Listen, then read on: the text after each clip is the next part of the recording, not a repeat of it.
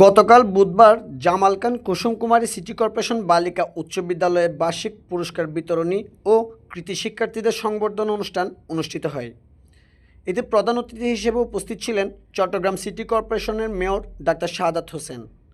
এ সময় তিনি বলেন, শিক্ষাই জাতির মেরুদণ্ড, শিক্ষার বিকল্প নেই, নৈতিকতার ভিত্তিতেই হতে হবে আদর্শ মানুষ, পড়াশোনার কোনো বিকল্প নেই।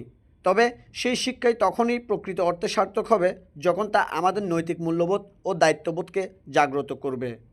তিনি আরও জানান, শিক্ষার্থীদের সম্পৃক্ত করে চসিক স্কুলগুলোতে হেলথ প্রোগ্রাম ও পরিবেশ সচেতনতা কার্যক্রম হাতে নেওয়া হয়েছে। প্রতিটি স্কুলে পরিবেশ ক্লাব গড়ে তোলা হবে। শিক্ষার্থীদের নিয়ে রাস্তাঘাট পরিষ্কার, নালা নর্দমা পরিষ্কার সহ নানানমুখী জনসচেতনতা কর্মসূচি বাস্তবায়ন করা হবে। কিশোর গ্যাং, মাদকাসক্তি ও ইফটিজিংয়ের মতো সামাজিক বিধি থেকে শিক্ষার্থীদের দূরে রাখতে স্কুল কর্তৃপক্ষ, অভিভাবক ও স্থানীয় সমাজসেবকদের সমন্বয়ে কার্যকর উদ্যোগ নিতে হবে।